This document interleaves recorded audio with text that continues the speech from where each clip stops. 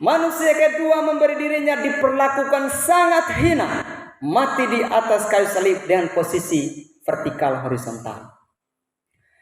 Bapak Ibu, hal ini memberitahukan kepada kita bahwa hutang dosa telah lunas dibayar oleh tubuh dan darah Kristus di atas kayu salib, dan mengembalikan kita kepada hakikat penciptaan Allah, yakni gambar dan rupa Allah yang mulia. Saya sapa kita semua. Selamat. Salam.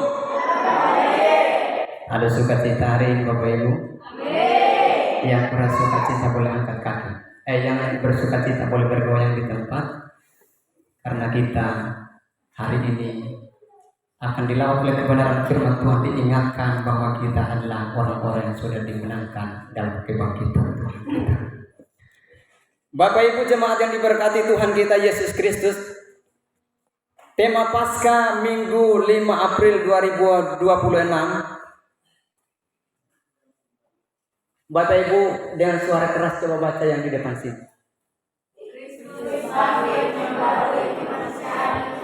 Kurang kompak dalam hitungan yang ketiga Bapak Ibu sama-sama. 1, 2, 3. Kita akan cek benarkah kita sudah dipengaruhi oleh Tuhan atau bagaimana sebenarnya.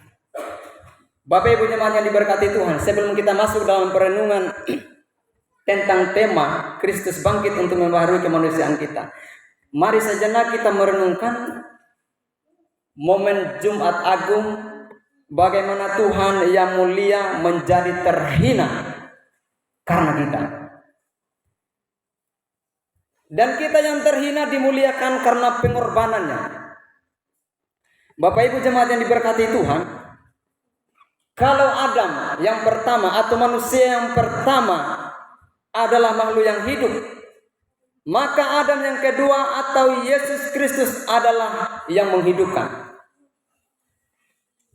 Manusia pertama jatuh ke dalam dosa karena memakan buah pengetahuan tentang yang baik dan yang jahat. Betul Bapak Ibu?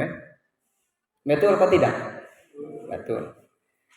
Manusia kedua memberi dirinya diperlakukan sangat hina, mati di atas kayu salib dengan posisi vertikal horizontal. Bapak Ibu, hal ini memberitahukan kepada kita bahwa hutang dosa telah lunas dibayar oleh tubuh dan darah Kristus di atas kayu salib, dan mengembalikan kita kepada hakikat penciptaan Allah, yakni gambar dan rupa Allah yang mulia. Kematian Tuhan kita Yesus Kristus menghubungkan yang terputus dan memulihkan yang rapuh. Jemaat yang diberkati Tuhan kita Yesus Kristus, tema yang ditetapkan oleh majelis sinode khusus kita gemit,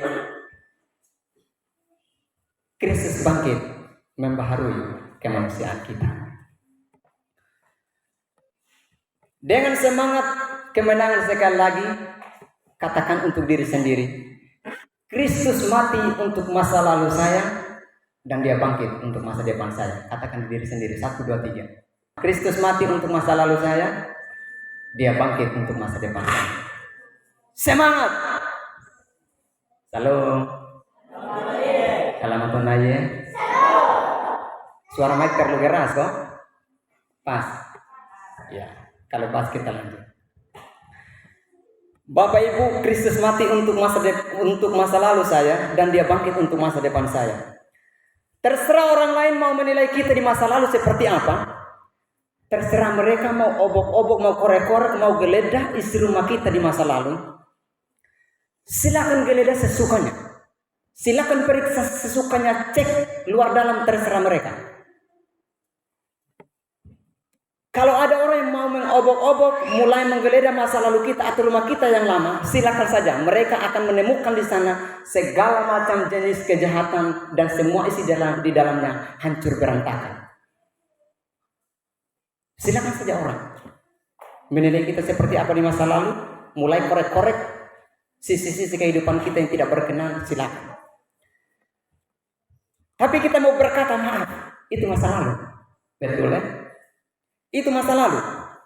Sekarang saya sudah punya rumah baru dan barang-barang dari rumah lama tidak saya masukkan ke dalam rumah yang baru. Pesan ini harus menjadi satu komitmen bagi saya dan Bapak Ibu sebagaimana yang terdapat dalam bacaan kita hari ini, ayat yang ke-17. Dikatakan dalam firman Tuhan begini. Jadi, siapa yang ada di dalam Kristus? Ia adalah ciptaan baru, yang lama telah sudah berlalu, sesungguhnya yang baru sudah datang. Kalau yang lama, hidup kita di rumah yang lama penuh dengan kejahatan, kebencian, hal-hal yang jahat kita lakukan di sana.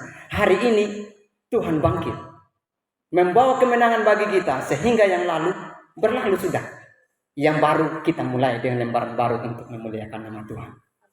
Karena tema ini supaya tidak sia-sia diberikan oleh Tuhan dengan perantaraan hamba-hamba Tuhan dari Majelis Sinode, Kristus bangkit membarui apa?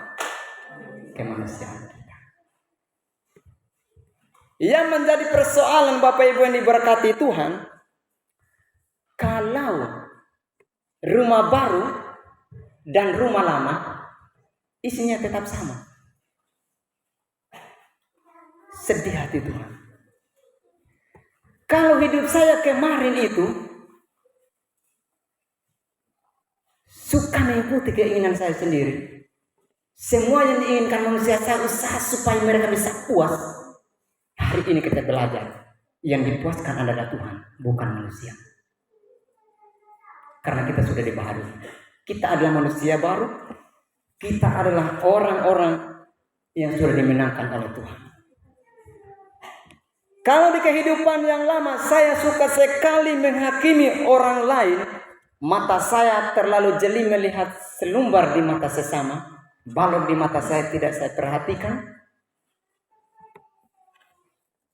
Maka mulai hari ini kita harus dengar nasihat firman Tuhan. Jangan menghakimi dengan sekilas pandang atau membuat keputusan menurut kata orang. Pertanyaan begini, Bapak Ibu pernah tidak?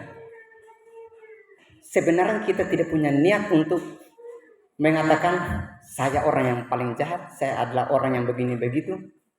Tapi karena ada teman satu, mungkin dia pernah ada masalah sedikit dengan beta, dia malah, lu percaya dengan model zipper?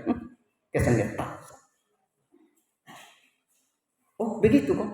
Betul. Bapak Ibu sudah pernah lihat saya sama sekali, tapi karena perkataan temannya mungkin pernah sedikit kelas dengan beta, akhirnya Bapak Ibu terpengaruh karena ada bisikan, oh Jiber itu begitu. Lu percaya? Lu mati. Jangan coba-coba percaya. Dan pada akhirnya Bapak Ibu bisa membuat satu kesimpulan, oh ternyata begitu. Oh, kalau begitu saya tidak mau dekat dengan Jiber. Tapi untung saya sudah menikah, jadi saya tidak butuh Bapak Ibu dekat-dekat, terlalu dekat. Ya, kita bisa mengambil satu keputusan kesimpulan hanya karena orang mulai mengata-ngatai kita. Sudah percaya. Bapak Ibu boleh tidak percaya saya, tapi Tuhan yang bangkit, tetap harus percaya. Amin. Bapak Ibu jemaat yang diberkati Tuhan, sikap anak Tuhan atau orang percaya yang sudah dibaharui hidupnya suka berdamai. Di sini ada yang suka dendam, ada yang suka berdamai.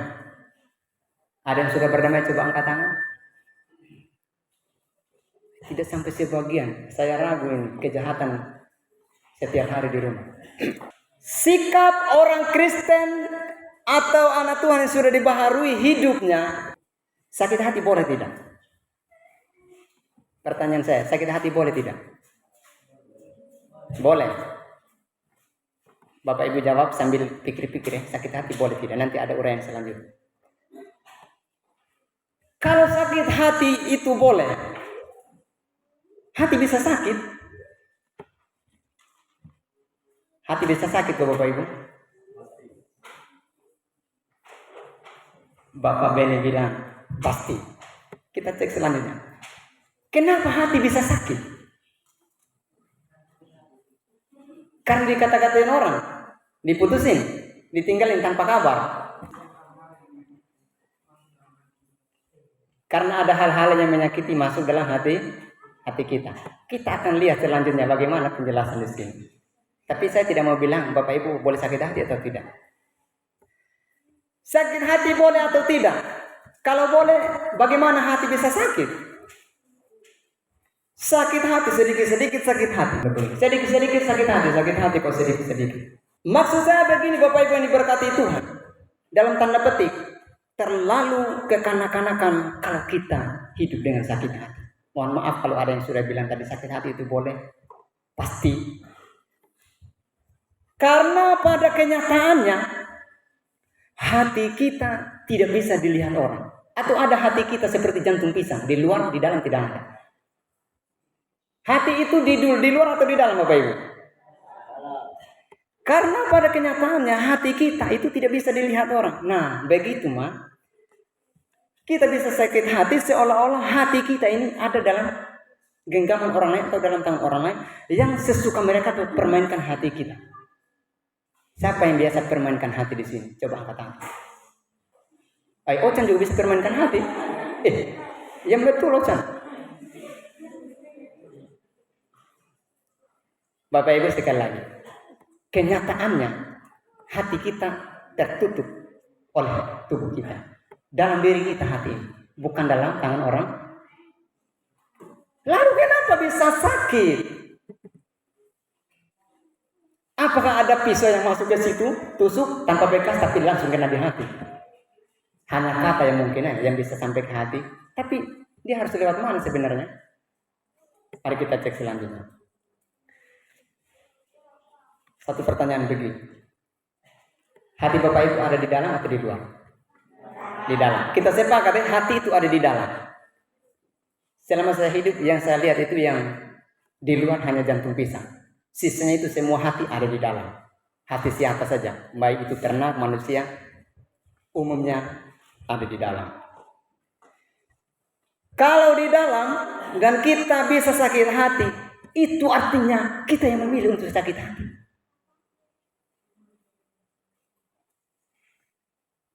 Kata? Kalau hati ini di dalam, baru kita sakit hati. Ayo kita yang memilih. Kenapa kita harus sakit hati? Apa untungnya kita sakit hati? Ada tidak kalau sakit hati? Tidak ada dia punya untung. Yang ada nanti dia puasa 1 minggu tidak makan tidak minum. Menangisi kepergiannya tanpa ada pesan apa.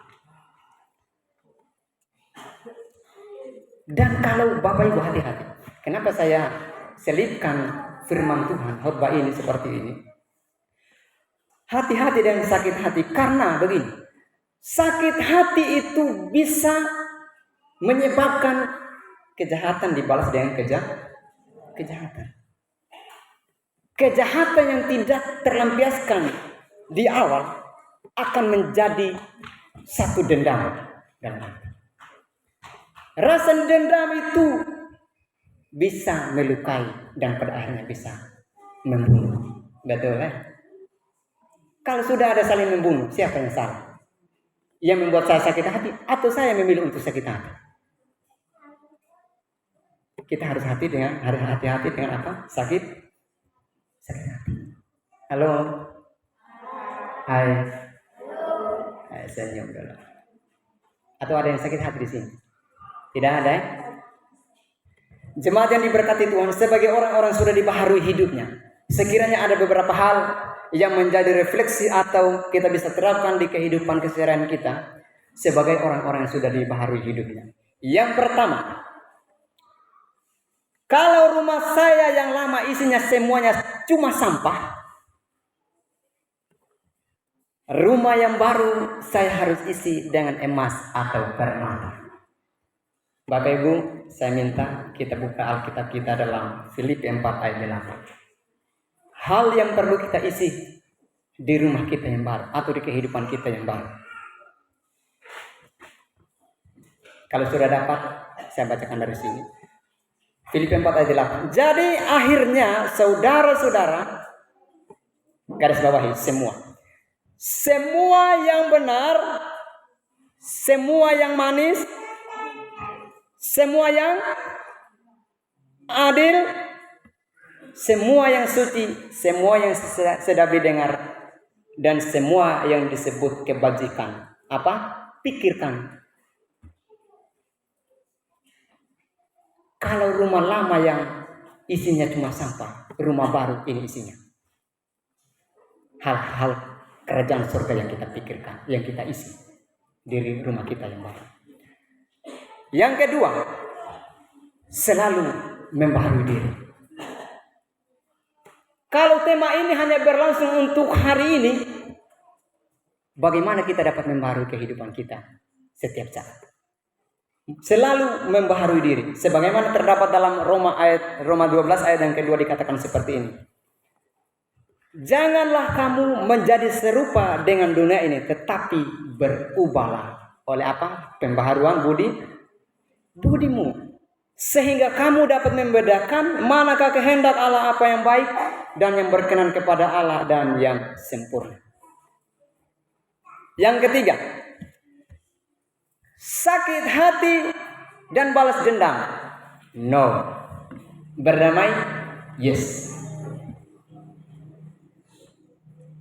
Bapak Ibu, untuk poin yang ketiga, saya kasih catatan untuk Bapak Ibu jemaat Tuhan. Roma 12 ayat 9 sampai 18, tapi itu bacanya di rumah. Saya pecan, bisa baca, kalau tidak langsung baca pas pulang ibadah, malam bisa cek di sana. Sakit hati dan balas dendam? No. Berdamai? Yes. Yang keempat, jadilah pembawa damai, atau istilah orang Rejua, peacemaker, pembawa damai. Tuhan telah mendamaikan dunia ini dengan dirinya. Kita sudah didamaikan dengan Allah, dengan sesama kita. Kalau masih ada hal-hal yang kita rasa susah bagi saya untuk berdamai, memberikan pengampunan, hari ini dia sudah bangkit memberikan kemenangan, memberikan kedamaian bagi kita. Jangan lagi tahan-tahan. Kita susah, dia juga susah. Kalau kita tidak memaafkan, kita akan terus ada dalam rasa sungkan enggan untuk bertemu. Kita lihat dari jarak 1 kilometer saja. Kita berusaha sebisa mungkin untuk putar haluan. Sebisanya, jangan sampai saya bertemu lagi. Kalau saya bertemu,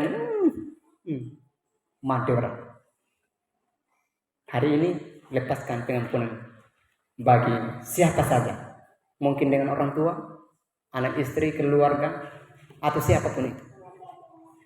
Tuhan menghendaki kita untuk menjadi pribadi-pribadi, pelaku kedamaian.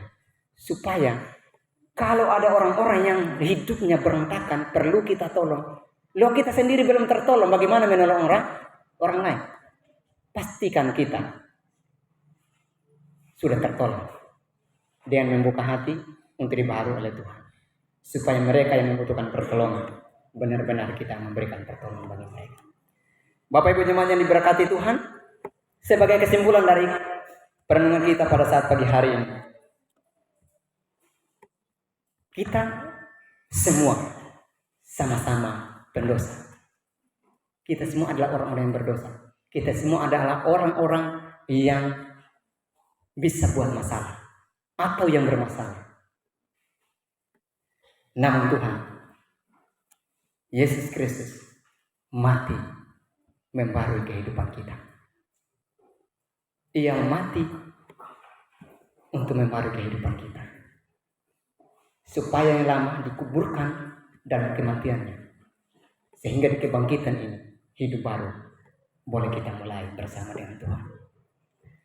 Jangan lagi kita saling menghakimi dan melukai, tetapi berdamailah dengan setiap keadaan yang dulunya kita terasing karena dosa dan pelanggaran kita. Hari ini kita menjadi makhluk yang sangat mulia, kembali kepada hakikat Tuhan mencipta kita, menjadi mulia karena anugerah Allah. Kristus mati untuk masa lalu saya, dia bangkit untuk masa depan. Teruskanlah berita perdamaian itu, nyatakan kepada dunia bahwa kita sudah dibaharui. Hidup saya bukan lagi saya yang dulu, tapi Kristus yang hidup di dalam saya. Supaya setiap orang yang melihat kita, menyaksikan tutur kata, tingkah laku kita, mereka melihat hidup yang sudah dibaharui oleh Tuhan.